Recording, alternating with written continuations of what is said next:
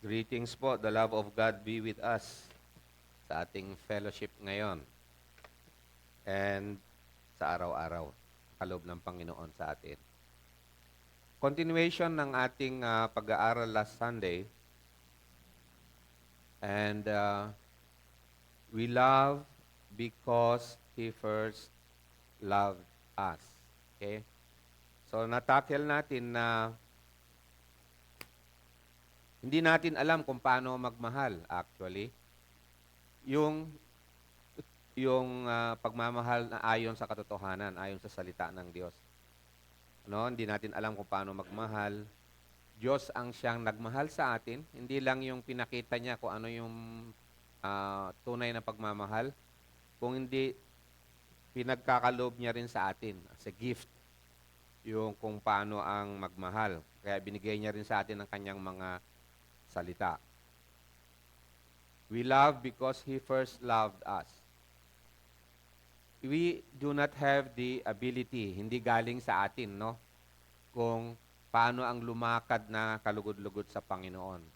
It's from God. Ito ay galing sa bagong katauhan na naibigay sa atin dala ng kapatawaran o justification na ibinigay ng Diyos sa atin through Christ Jesus. So, yung mga sumasampalataya sa Panginoong Yesus, pinagkakaloob sa kanila ang banal na Espiritu Santo upang nang sa ganon ay doon yung kaloob na bagong buhay. So yung kaloob na bagong buhay na iyan na galing sa Diyos, hindi ito hiwalay doon sa kasama doon yung paano na rin lumakad sa pagmamahal sa Panginoon. So tingnan po natin dito ang sa Titus chapter 3. Review lang ito ng mga napag-aralan natin quick review ng napag-aralan natin last Sunday. So, nung wala pa tayo sa Panginoon, sa verse 3, Titus chapter 3, verse 3, we ourselves were once foolish, disobedient, led astray, slaves to various passions and pleasures, passing our days in malice and envy, hated by others and hating one another. So, sa ating lumang pagkatao, tayo ay namuhay sa hatred. Actually, we were hostile o yung tinatawag na against tayo sa Diyos and His commandments. Okay? We hated God. Religious tayo nun, but dahil sa hindi natin kilala ang Panginoon sa kanyang mga salita, we hated God, and we end up also hating one another. Okay? Tandaan niyo po yan. Yan ang kasama sa lumang pamumuhay natin ngayon. Sa bagong buhay, sabi rito verse 5, He saved us not because of works done by us in righteousness. So hindi inantay ng Diyos na tayo maging matwid upang tayo ay patawarin. Hindi. While we were yet sinners. While we were yet sinners. Nung tayo ay unlovable, unloving, wala tayong kakayahan talaga to save ourselves. Namumuhay tayo sa putik. Tayo ay hindi lang naliligo sa putik, kundi naliligo sabi nung iba, lalo na ni Paul Washer, sabi niya, naliligo sa nagsiswimming pa, na naka-snorkel pa, naka-deep diving pa sa septic tank. yun ang itsura natin noon. So, He saved us not because of works done by us in righteousness, but according to His own mercy, by the washing of regeneration and renewal of the Holy Spirit, whom He poured out on us richly through Christ Jesus our Savior. So, yung labis na pagmamahal sa atin ng Diyos, kasama po yung works ng Holy Spirit sa ating buhay. Okay? That's why, sa pinagkaloob na banal na Espiritu sa atin, hindi lang yung legal or positional na tinatawag ng theologians, yung pagkamatay natin sa makasalanang katawan natin, sabi rito, we know that our old self was crucified with Him in order that the body of sin might be brought to nothing, so that we would no longer be enslaved to sin. Kung i-connect natin yan, i-link natin dun sa Titus, na namumuhay tayo dati sa hatred, no? Hating one another, hating God, hating our neighbor. That old self was crucified with Christ. So we died. That body of sin died. So ano ang kapalit nung hate? Yung bagong pagkatao. So we would no longer be enslaved to sin, which means to hatred of God and hatred of His commandments. We will no longer be enslaved to that. Hindi na tayo enslaved doon. Hindi tayo perfect, but yung direction ng life natin is nabago na.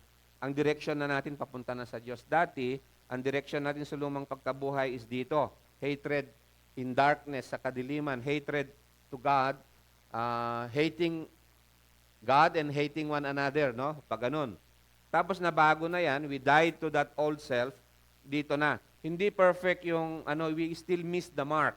Kumbaga sa shooting, you miss the mark. But your direction is there.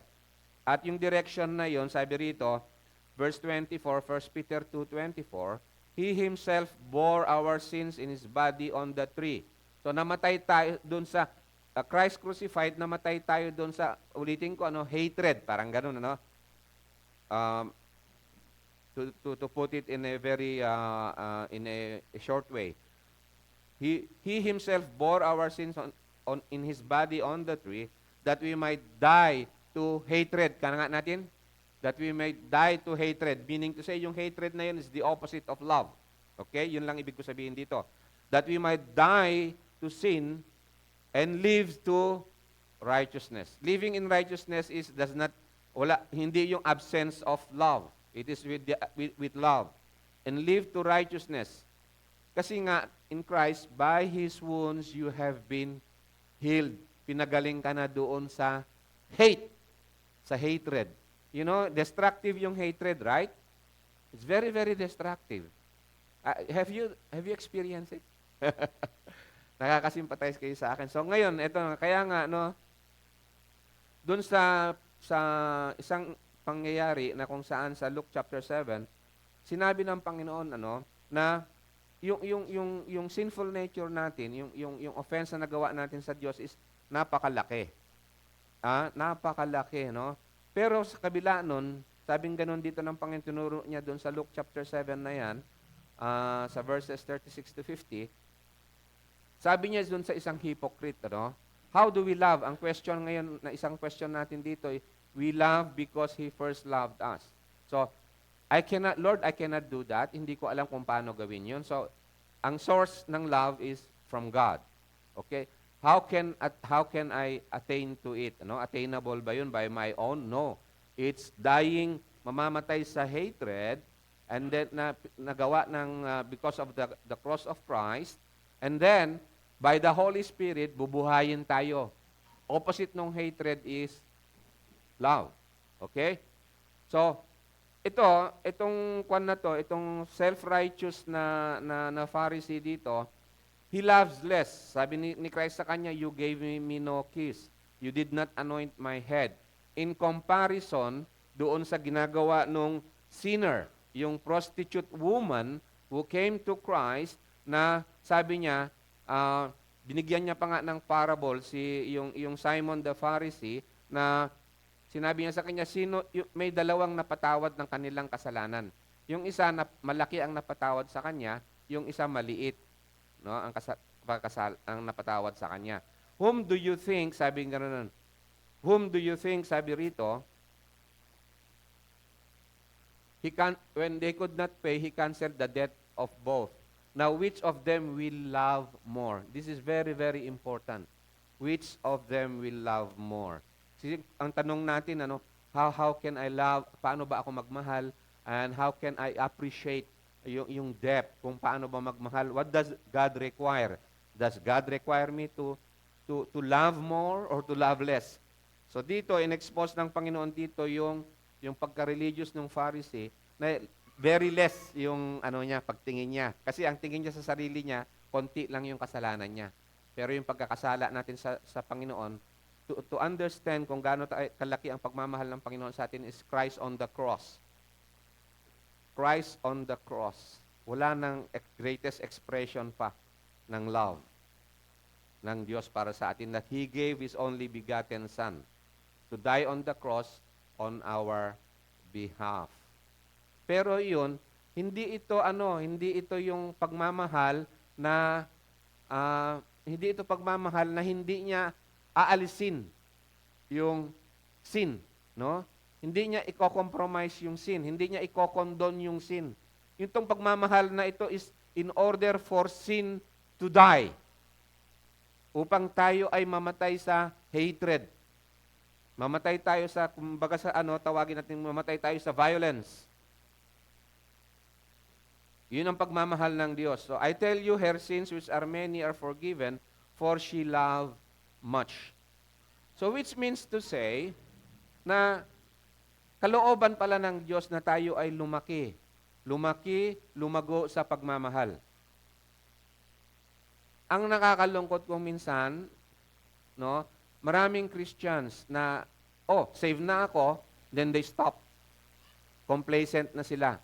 They come to church para ma-maintain lang yung nila, yung maintenance lang. Maintenance lang. You know what I mean? Maintenance lang nung kaligtasan. But yung love, yung kaligtasan na kaloob ng Diyos, it grows. You know, you grow in it. It grows, okay? There is healing doon sa pagmamahal ng Diyos. So, she loved much, but he who is forgiven little loves little. So, I pray that the Holy Spirit, siya ang mangusap sa ating mga puso. Titingnan niya. Tingnan natin, pa-evaluate natin sa Panginoon ang ating mga puso, when it comes to that. Kaya nga dito, I quote, sabi rito, Christ's love does not pretend sin is small. It covers and cleanses it through costly grace. Di ba? Okay? Let us see ang ilan sa mga practical applications nito doon mismo sa during the earthly ministry ng Panginoon. Luke 19 verses 1 to 10. He entered Jericho and was passing through, and behold, there was a man named Zacchaeus. He was a chief tax collector and was rich. Alam mo yung chief tax collector, alam nila noon yun na mandaraya. So, di ba ang pandaraya is hatred, not love? Okay? Sa status niyang ganun, sa kalagayan niyang ganun, he heard about Jesus, and he was seeking to see who Jesus was, no? This is not an empty statement there. He was seeking to see who Jesus was. But on account of the crowd, he could not because he was small in stature. Liit lang niya, pero ang lakas niya mandaya. Matangkad sa pandaraya. Minsan hindi nakikita sa height yung yung laki ng kasalanan, di ba? You know what I mean? So he ran ahead and climbed up a sycamore tree to see him. So pandak siya, di niya makita si Jesus, ang daming tao. Ginawa niya, umakyat siya sa puno para makita niya si Jesus. Para makita ko siya because he was seeking to see who Jesus. I've been hearing about this man. I want to see him. So, when we want to see Jesus, magtitingnan natin kung anong mangyayari. We want to see Him, di ba? Meron tayong kanta ng gano'n, we want to see Jesus lifted high. We want to glorify God, we want to see Him. But what's the practical application nun? Di ba? Sometimes we talk about general terms, abstract terms. Ano yung practical application nun? So he ran ahead and climbed up a sycamore tree to see him, for he was about to pass that way. When Jesus came to the place, si Lord ang nagtalaga lahat ng mga time na yon, He came to that place, Imagine, na predestination, predetermined by God, na imimit niya si Zacchaeus, kaya pupunta siya ng Zacchaeus. So, sa Jericho, and when Jesus came to the place, he looked up and said to him, siya pa ang tumingin, hindi na inantay si Zacchaeus na tumawag. Siya ang tumingin. Sabi niya, Zacchaeus, hurry, come down, for I must stay at your house today. Wow, ito na yung pagdating ng love ng Diyos kay Zacchaeus. A sinner. Tax collector pa siya at that time na talagang punong-puno ng matangkad. Tandak siya pero napakatangkad niya sa kasalanan. Yeah? Di ba? So he heard and came down and received him what? Joyfully. Will you receive the word of God joyfully kahit na rebuke, masakit yung dating sa iyo, na ipapakita niya sa iyo kung sino ka, how big a sinner you are? Di ba? Kung ma-rebuke nga tayo, kung minsan ayaw natin, di ba? Ma-correct tayo, lalo na kung ang mag-rebuke sa iyo yung asawa mo. Di ba? Yung pride sa ano. Anyway, pupunta tayo doon. And when they saw it, the crowd saw it, they all complained, no? He has gone into the guest of a man who is a what? A sinner. This is the love of God, you see? Pero titingnan natin ang gagawin ng love of God. Zacchaeus stood and said to the Lord, I don't know kung ano nangyari. We don't know, hindi sinabi ng Bible kung ano na yung detalye dito. But ito yung essential na pinakita rito. Zacchaeus stood. Tumayo siya. No? And said to the Lord, hindi siya yung gumanon na, no? Hindi ganoon. Yung do you know na yung binibigay na love ng Diyos sa ating mga puso, when the Holy Spirit is poured out on our hearts, we stand up with joy. Doon na ngayon sa healing, sa kagalingan na kaloob ng pag-ibig ng Diyos. Zacchaeus stood and said to the Lord, Behold, Lord, the half of my goods I give to the poor, and if I have defrauded anyone of anything, I restore it fourfold. That you can read in Deuteronomy 21 and Exodus 22 yata, yeah? Makikita nyo yan. Meron yung tinatawag na restitution. Restitution. So, I want to put it in mababaw na paraan, no? Yung dating pamumuhay natin, it is full of hatred, full of violence, no? Anger and pride and at marami pang mga iba na ano, is full of hatred. It's the opposite of love. Completely the opposite of love. In the process of that, hindi tayo para-parehas lahat ng dinaanan ng buhay. No? Meron yung malala yung nagawa ng kanilang hatred. Like, for example, nakapang-rape, nakapang-murder, nakulong sila. And yun yung, tapos after that, na makulong sila, doon sila inabot ng Panginoon. Yung love ng Diyos pumunta sa kanila. And it's already impossible na makagawan ng restitution. Maliban lang doon sa mananagot na siya sa batas, na pupunta siya sa death sentence kung ano man yung equivalent nung ano na yon, no? Pananagutan niya yon. And ang ibig ko lang sabihin ganito, yung dating pamumuhay natin nakapag-produce ng death, may mga damage na nagawa yung lumang pamumuhay natin. Pero dito, ito si Zacchaeus nakapandaya siya, nakapannakaw. So yung nanakaw ko, sabi niya, yung mga napagnakawan ko, I will give them back fourfold, according to the law of God. Fourfold. I will restore it fourfold. You see, pag dumating, ito yung healing. Ito yung pag dumating yung love ng Panginoon sa iyo, and the Holy Spirit is poured on our hearts when we say Jesus is Lord,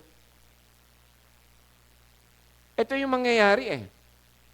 If I have defrauded anyone of anything, I restore it fourfold. Kaya nga, di ba, yung pamumuhay natin sa yung pagkagawa natin ng kasalanan, no? Iba-iba yung dinadaanan natin, di ba? Meron yung malala, medyo complex yung dinaanan. Mahirap, tulad ng sabi ko nga, paano yun, nakapatay, hindi na maibigay yung restitution. Meron naman ang resulta is broken marriage or broken relationship, magkapatid, magkaano, and then because of sa pamumuhay sa opposite of love, nung hindi pa nasa Panginoon kako na lang. So may mga damage na nangyari.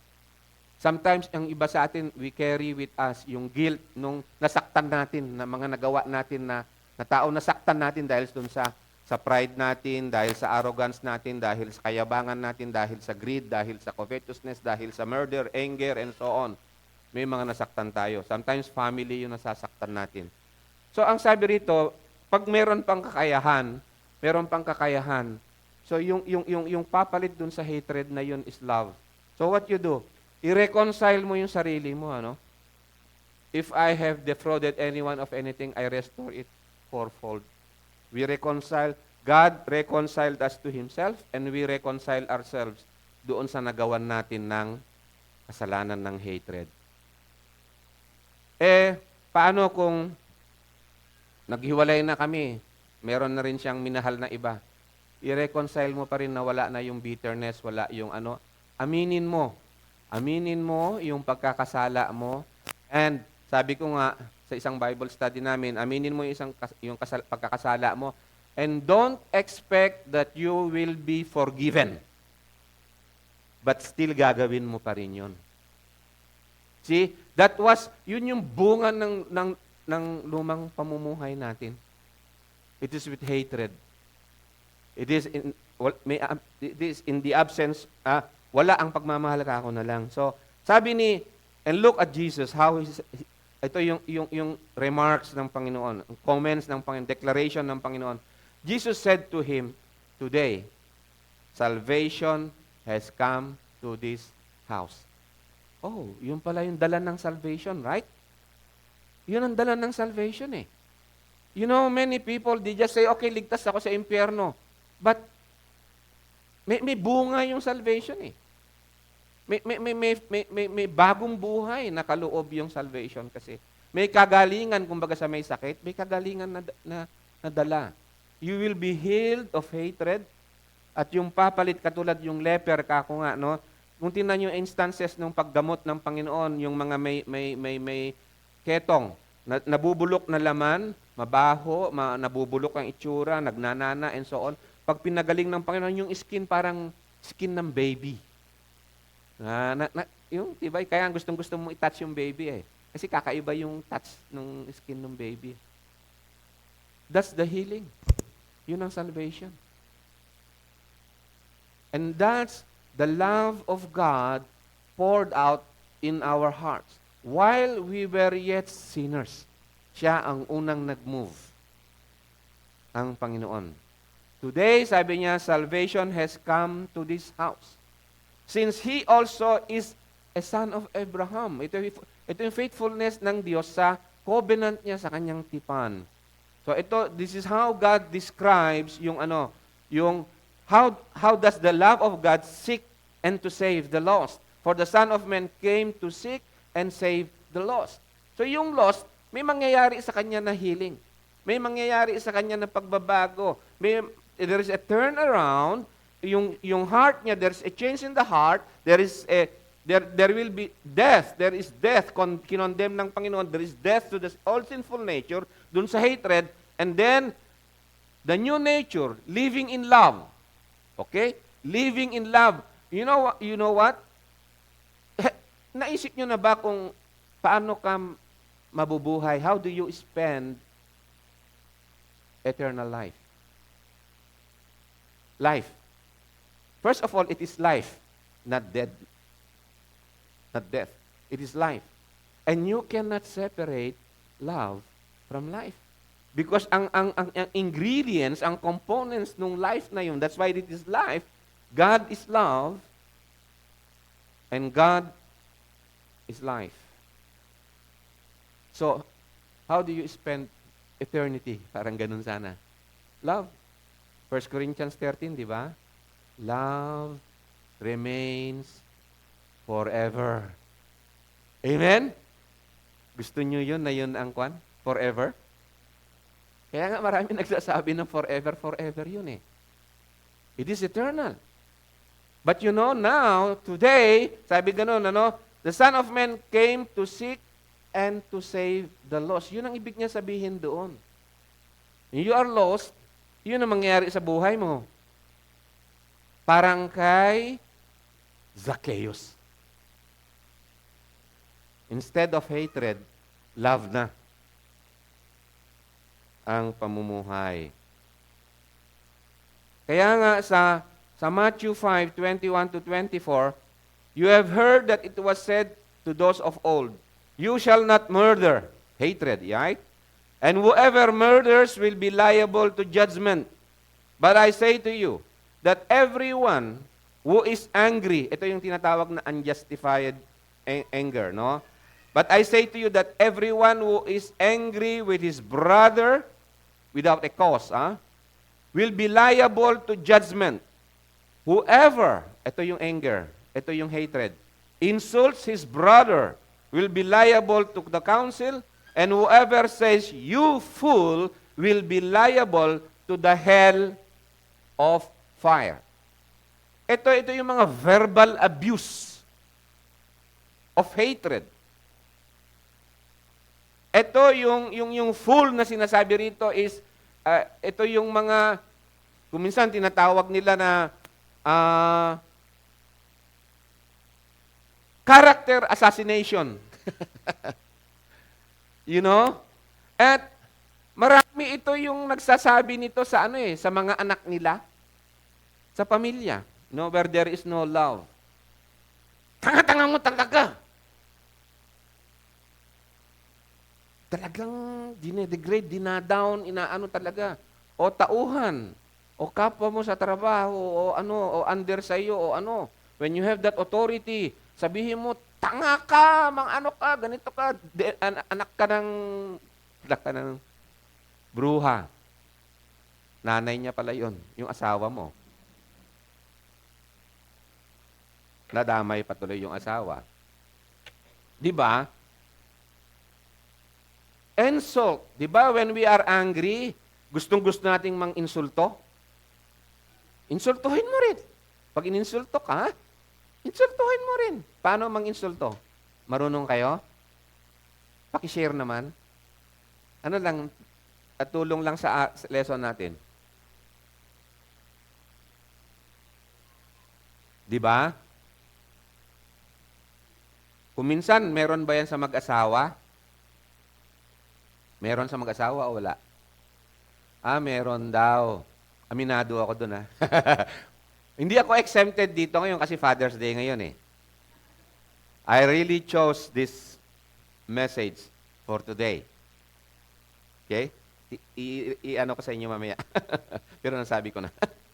So sabi rito, so if you are offering your gift at the altar, and there remember that your brother has something against you. Ano ito?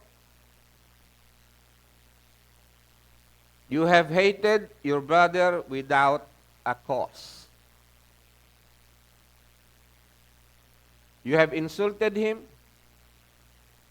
Na-assassinate mo siya na instead of, sometimes nagagawa natin yan, yung meron tayong galit, meron tayong misunderstanding, miscommunication. Instead of going to a brother, Matthew 18, go to your brother, talk to him in secret. Kayong dalawa lang. Hindi mo pa siya nakakausap, chinismis mo na, kunwari naghahanap ka naman ng sympathy, pero hindi mo alam na yun, na-chismis mo na, nasisiraan mo na. Correct? Hatred. So if you are offering your gift at the altar, and then remember that your brother has something against you. He has something against you. It's not that you have something against your brother. He has something against you. Lalo na kapwa mo pa Kristiyano. Leave your gift there before the altar and go. First, be what? First, be reconciled to your brother, then come and offer your gift. This is the love of God. Hindi ina-after ng Diyos yung love mo sa Kanya is dadalhin mo yung gift mo sa Kanya mauna. No. Obey your obeying the Lord.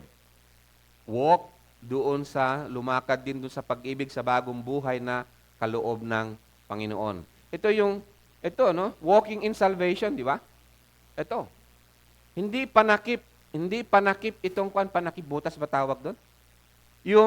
Hindi mo panakip yung activity dito sa church o yung mga religious duties na pinapagawa ng Panginoon.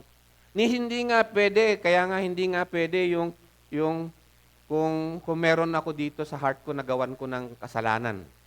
No? And I was convicted. Sinabi ng Panginoon sa akin yon. And then I will come and stand here. Na hindi ko na-reconcile yung sarili ko sa Kanya, saka sa Panginoon. Then, what's the point? Insulto lang sa Panginoon yung pagtayo ko dito, yung pagkanta-kanta ko dyan, yung ano. No, hindi po pwedeng panakip yon sa Panginoon. Amen? Well, yung bagong katauhan kasi, siyempre nag-umpisang bata yan, ano pa siya sa umpisa? Childish pa siya. Ano? Hanggang sa maging childlike siya. You know what I mean? 2 Corinthians chapter 5, 14 to 15. For the love of Christ controls us, because we have concluded this, that one who has died for all, therefore all have died. Ano nga natin uli? Died to what? To hatred. Ganun na lang natin, ano? Para medyo makuha natin yung application niya, mababaw. He died for all, that those who live will no longer live for, hindi na, parang sarili mo. Ang ganito no? I want you to know something about God. When God gives His commandment to love God with all of your heart, with all of your soul, with all of your might, and that you love your neighbor as you love yourself, God is telling you, I love your brother and sister. I love them. Kaya pumunta ka and love them. Naintindihan po ba natin? When you look at our brother and sister, when we look at our neighbor, I want you to know na God is telling us, I love your neighbor. That's why I'm commanding you to love your neighbor. Amen?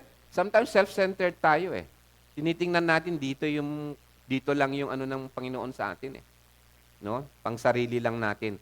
So sabi rito, that those who live might no longer live for themselves, but for Christ, who for their sake died and was raised. Ano ibig sabihin nun?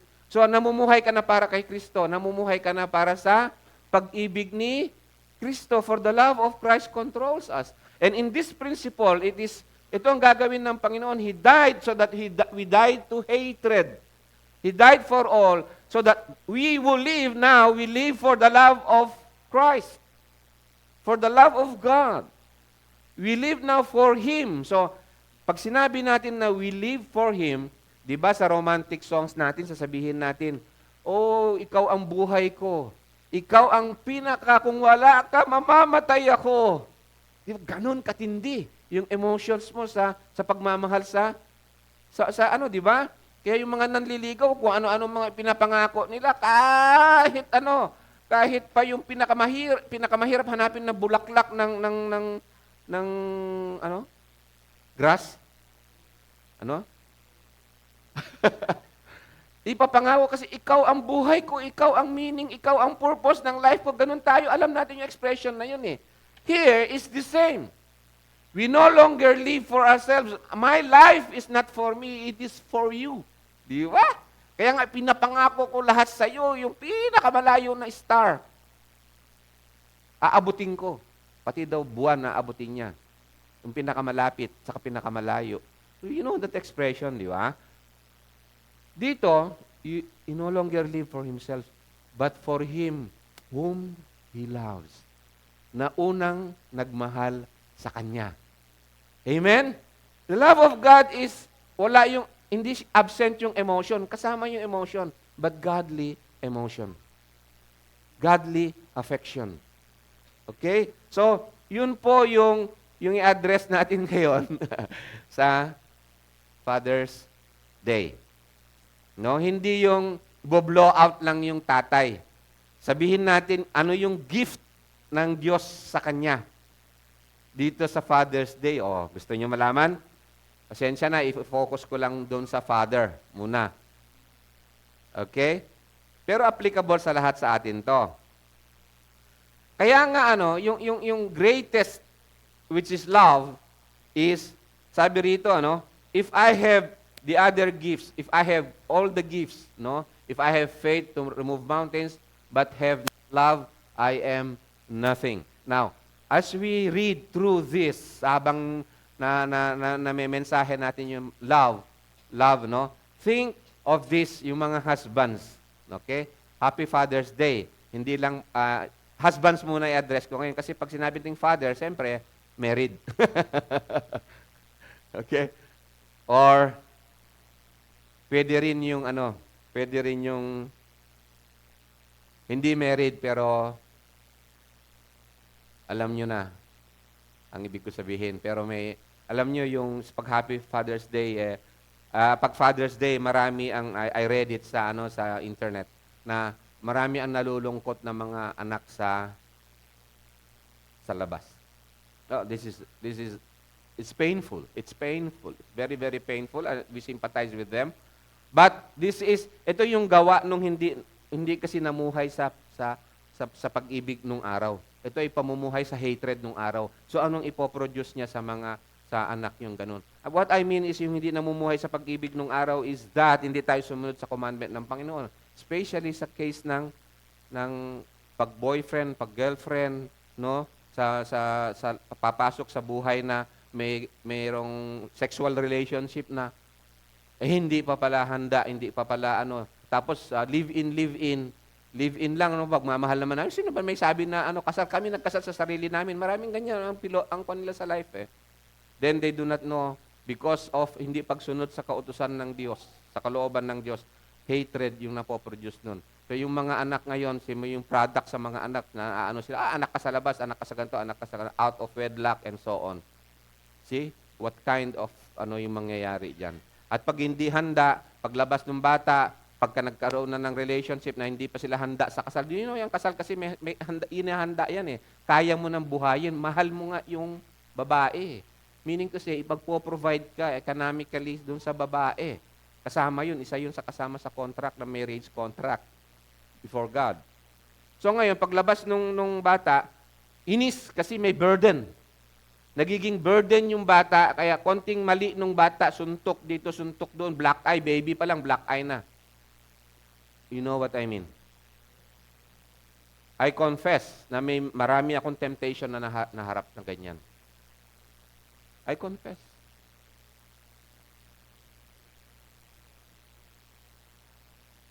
So that, kaya ang sa prayer natin sa Lord, di ba? I wanna know what love is. I want you to make me walk in it. Because I cannot attain by my own self. It's a gift of God. It's by the power of the Holy Spirit. If I give away all I have, if I deliver up my body to be burned, but have not love, I gain nothing. Love, ito na, this is a God kind of love, the love that comes from God, that reflects the nature and character of God. Makikita niyo sa mga commandments din ng Panginoon. Love is patient and kind. Love does not envy or boast. It is not arrogant. It is not rude. It does not insist on its own way. It is not irritable or resentful. It does not rejoice at wrongdoing. No, kasi isa sa mga mahirap na question dito. Now, to love is not easy. It depends kung nasaan yung kalagayan mo. To execute, lumakad sa pag-ibig, mayroong mga sitwasyon na ang hirap. Paano mo mamahalin yung tao na ginawan ka ng napakalaking kasalanan? Na sinira niya yung buhay mo. Paano mo patatawarin? Paano mo mamahalin? No? Now, kaya nga sabi ko sa inyo, I cannot, wala sa kakayahan ko. No? Na ano lahat sa inyo kung paano ang magmahal. It's God who will teach you. Tumakbo ka dun sa salita ng Panginoon to be conformed in the image of Christ. And then, doon mo, hihingin mo sa Panginoon, yun ang, siya yung, sabi nung isang, nabasa ko na yung love dapat, because it is eternal, love never fails, love never ends, siya dapat yung pinaka-utmost na desire natin na hinihingi natin sa Panginoon. Yung sabi sa 1 Peter chapter 5 verse 7, cast all your cares upon Him, for He careth for you. He loves you, and ano yung gagawin ng love na yun ng Panginoon? Cast your care. Lord, I don't know how to love in this situation. How can I love my husband na naging unfaithful sa akin? He destroyed my life. Right? It's very difficult. I cannot answer that. I don't have the answer to that. All I have, yung salita ng Panginoon. At pag dinesire mo yan sa Panginoon, cast all your cares upon Him. Yun ang mga hinihingi natin na pinaka ng mga lagi nating hinihingi sa Panginoon because every day we need to walk in love, to die to the sinful nature, to die to hatred. We must grow in it because love is eternal. Love never ends. Love never fails. We fail most of the time, but we keep on. We move on. Oh Lord, mali na naman, pumalpak ako dun Lord Sabi ko, for example, ako na lang ito, no?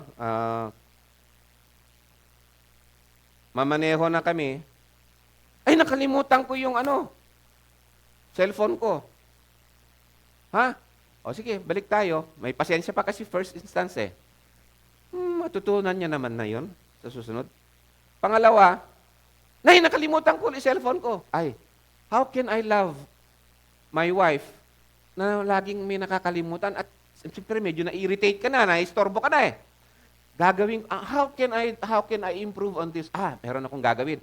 Maglalagay ako ng, magiging creative ka Mag-iisip ka how to love more. Amen? You desire to pursue it. So sabi ko, maglagay ako ng sticker notes. Lagay ako ng sticker notes sa sasakyan. Baka nakalimutan mo yung cellphone mo. Di ba? Ay, ganun ang gagawin ko. Nakalimutan ko mag-sticker notes. Ay, dala mo yung cellphone mo? Oo, dala ko. Oh, wow. Gusto? Ay, yung bag ko na iwan ko. Then, medyo na-irritate na. Balik tayo kasi bag yun cellphone, medyo okay na. Balik. May pumuntahan naman, urgent pa naman, urgent. Sige, nagmamadali. Ay, may nakalimutan ako. How can I love more? Still the question is, nasa akin pa rin. How can I love more? I desire to do it, Lord. I'm failing, but, gusto ko pa rin. Yun ang pinaka-utmost na hinihingi mo sa Panginoon. Example lang yun. So, how about you? How about you? Ito pang Father's Day ito Ina-address na natin to. Ito yung pagbati natin sa mga father, no? I-apply na ito ngayon sa relationship nila sa mag-asawa. So sabi rito, no? It does not rejoice at wrongdoing. Ang may sasagot, may contribute ko lang dito is, halimbawa, yung scammer pumunta sa bahay mo, kumatok, bentahan ka ng ginto. Yung pala, peke, yung mura lang. No? Siyempre, isang bar ng ginto, sabi sa'yo, mura lang yan, discounted pa yan. Ikaw naman, may greed ka, naniwala ka. Na-scam ka niya, nalaman mo na-scam ka, di galit na galit ka. So, how do you love that man? Sa susunod na pagpunta niya, anong gagawin mo? Hindi mo siya mumurahin. Hindi ka maging rude sa kanya, pero hindi ka nabibili. You do not rejoice at wrongdoing. Love does not rejoice at wrongdoing, but rejoices with the truth. Hindi yung love, bibili ka uli nung scam niya. Hindi na. Just that illustration ang pwede kong isagot sa mga complex, mga mahihirap na hinaharap natin na sitwasyon when it comes to this Na ang makakasagot lang yun yung Holy Spirit lang sa atin. Pag hiningi natin yun. Love bears all things because it comes from God. Bears all things. Believes all things. Ano ibig sabihin ng believe all things? Kahit yung pagsisinungaling niya, maniniwala ako, no. He believes that all things that comes from God will never fail. Bears all things, believes all things, hopes all things, endures all things. Because love never ends. Never ends. Pwede nyo bang i-link yun sa eternal life? Never ends.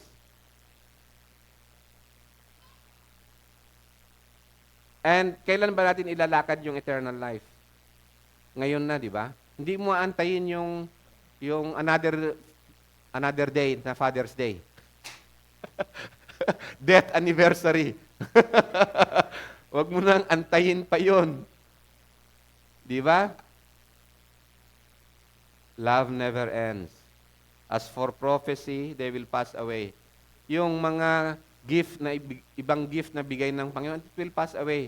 Pero ito ang greatest gift na hingin natin.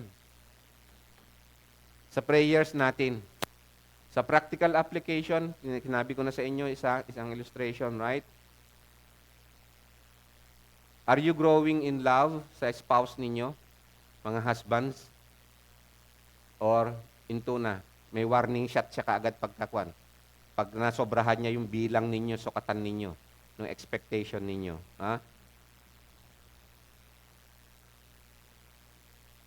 So, love, the kind of love that reflects God's nature, and it is a kind of love that reflects God's nature and character. You see the cross.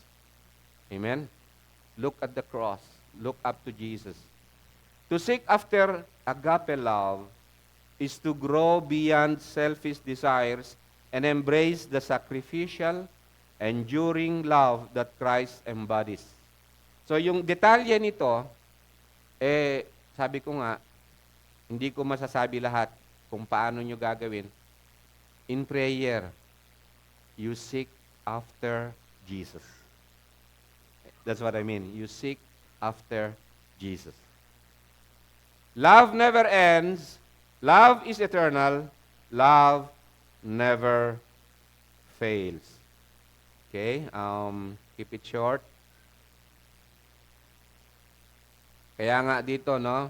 Happy Father's Day. Likewise, husbands, live with your wives in an understanding way. I'd like to explain this one, kaya lang may time, 5 minutes if I can do that. Ito kasi showing honor to the woman as the weaker vessel. Napaka-twisted ang nito. Marami ang twisted ang interpretation dito sa weaker vessel. Ang inaano nila kaya nga meron tuloy na ikipaglaban nung woman's rights, mga ganun, Itong weaker vessel na ito, there is truth doon sa physically, mas malakas yung lalaki. May katotohanan yun. But the meaning of this weaker vessel dito, ang iba, they come to the point, yung treatment nila sa babae is that mentally, even physically, dahil physically and mentally, inferior yung babae sa lalaki. Hindi yun ang ibig sabihin nito. What the Bible says as a weaker vessel is yung office ng babae. Kung yung family sana is a government, yung lalaki is the head. He is the head, but it does not mean na yung babae is the slave. Hindi. Ang office niya is help meet. Kung ang lalaki ay CEO, ano yung CEO? Chief Executive Officer. Yung babae, siya ang COO. Ano yun? Chief Operating Officer. Second siya, pero parehas sila. Pero yung may authority na sa leadership talaga yung lalaki. Pero yung weaker na ibig sabihin diyan, hindi yung mentally weak, hindi yung physically, it's not about that, it's about his office. Kaya nga, tinan nyo, obserbahan nyo. Showing honor to the woman in that office. Since, ito, parehas, they are heirs with you, they are heirs with you with the grace of life. Oh, parehas. Nung si Christ namatay sa krus ng Calvary, parehas ang kaloob niya sa lalaki at sa babae na pagmamahal. Nami-misinterpret ito na weaker, mahina siya. Kaya nga sa ibang kultura, even the time ng Panginoon, ang ibang kultura, tinatrato nila yung babae na second-class citizen. But the Bible in Genesis, sabi rito, the woman was created to be a helpmeet, qualified na katulong kasama kaisang dibdib ng lalaki to glorify God. Dito, kaya nga i-honor nyo yun. Hindi komo yung office niya ay mas hindi komo yung lalaki ang leader, yung babae hindi na honorable. Hindi, sabi niya, because of that, mas mababa na office niya, honor it, give the due honor. Ang hirap ng office ng babae. Help me. Do you know, na yung sabi nila, yung babae kung magtrabaho sa loob ng bahay, more than 8 hours, a minimum of 16 hours. Yung lalaki kung magtrabaho, 8 hours lang. Pag uwi niya, ang pagod niya. Tapos sisipain niya pa yung babae. Tapos ang pagod ko. Yung babae, lalo na pag nanganak yan, ang strength niya, grabe. Ang endurance niya, grabe. Ang courage niya, grabe. To endure everything. Magpapadodo, mapupuyat, magpapalaki. Tapos, ito pa yung asawa na asikasuhin. He's so strong. Proverbs 31. Proverbs 31. Help meet. Sa Tagalog, paano yun? Katuwang talaga. Di ba may commandment ng Panginoon, hindi mo pwedeng lagyan ng yoke. Ang unequal. Ang unequal yung yoke. So yung equal yun sa ng Panginoon. Pero ang lalaki, dahil sa sinful nature, yung weaker na akala niya rito, i-abuse niya yun. Physical lang naman yung nakikita niya na weaker, parang ganun. Pero sa salita ng Panginoon, no, that's not what I mean. They are heirs with you of the grace of life. Give the honor. Honor the woman as the weaker vessel. That's how the husband celebrates Father's Day. Ha? Sa King James Version, ito yun. Ito kasi understanding way. Bigyan mo ng understanding kasi mahina siya. No. The Bible says, sa King James Version, the meaning of this is this. Dwell with them, enjoy life. With the woman, enjoy life. With the woman. According to knowledge. According dun sa knowledge ng pagkaloob ng Diyos. Lalaki, mahal ka ng Diyos. Kaya niya ibinigay yung babae. Imagine that. Tapos sasabihin mo, weaker vessel. And then you hate.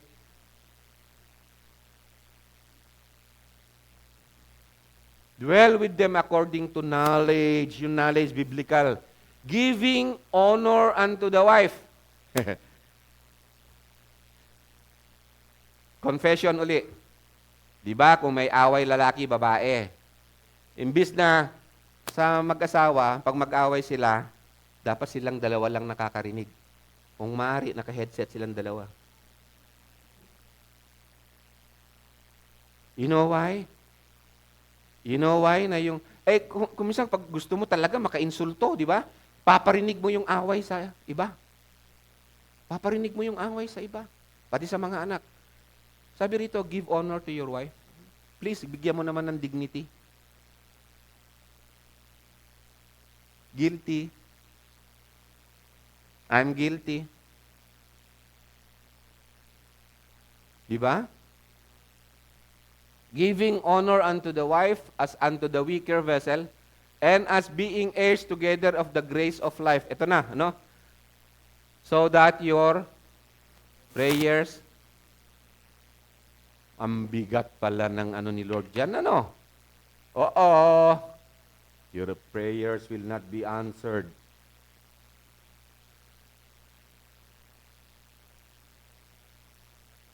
Amen?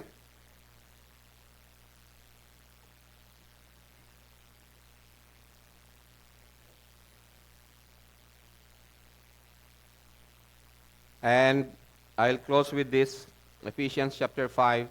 Babasahin ko mabilis, sabihin ko na yung summary ngayon. The model, how the husband loves his wife is dito, kaya nga hingin nyo mismo sa Panginoon, ano? Ito, ang model is si Jesus Christ. Okay? Wives, submit to your own husbands. Nauna mo na yan. Wives, submit to your husbands. Yan kasi yung isang minsan problema. Submitting to one another out of reverence for Christ. And then, ito na. Wives, submit to your husbands as to the Lord. Pero sa husband, ang commandment sa kanya is to love eh. Kasi nami-mistake niya yung office na to. Nami-mistake niya na yung negative yung interpretation niya dun sa weaker vessel. Okay? For the husband is the head of the wife. Ito na. Even as Christ is the head of the church, his body, and is himself its Savior. Now, as the church submits to Christ, so also wives should submit in everything to their husbands. Ito na. Husbands, love your wives as Christ loved the church. Eh Lord, ang laki ng kasalanan na nagawa niya sa akin. Tingin niyo sa Lord. Hindi ko kayang sagutin. I have to admit. Ito, hingin nyo sa Lord. Husbands, love your wives as Christ loved the church and gave Himself up for... I-give up mo na yung irritation mo sa Kanya. I-give up mo na yung... Marami tayong dapat i-give up. Diba? Ano yung mga cause ng mga away? Bigyan nyo nga ako ng isang sample lang o kahit dalawa. Volunteer? Na mag-asawa? Sample lang, sample. Ha? Pera! Ano ang problema sa pera? Sobra-sobra. O nag-aagawan ng pera. Kulang ng pera. Tapos, nagdadakdak na yung babae. Yabang mong lalaki ka, ikaw puro ka inom, puro ka sa labas, tapos wala kang, di ba? Isa yun. Marami, no? So wide. Hindi natin kaya lahat ng detalye. Right? So, your model is the church. Is Christ. Love your wives as Christ loved the church and gave Himself up for her. Ito na, no? Ito palang pag-aasawa is a schooling. Schooling natin, religious schooling natin, na itinalaga ng Diyos for what? For holiness. Di ba? Love your wife as Christ loved the church and gave Himself up for her, that He might sanctify her, having cleansed her by the washing of water with the word. Oh, how can we do that? Husbands, Happy Father's Day. Siguro kapag di na kaya ni Mrs. maglaban ng diaper ng baby, ikaw na maglalaban ng diaper, ano? Ano pa? So that He might present the church to Himself in splendor. Okay, ito gagawin ng Panginoon. Without spot or wrinkle and any such thing, that she might be holy without blemish. And then, ang sabi rito, in the same way. Hindi yung exacto na mamamatay tayo sa cross ng Calvary para sa ano. No, in the same way, in that manner, in that attitude. In that attitude, in that manner, husbands should love their wives as their own bodies. He who loves his wife loves himself. For no one ever hated his own flesh, but nourishes and cherishes it. Ito, no? Nourishes and cherishes it. Ginagamit niya sa lotion, di ba? Nourishment cream, di ba? Pampaganda, nare-refresh yung skin pag naglalagay ng lotion. How do we do that?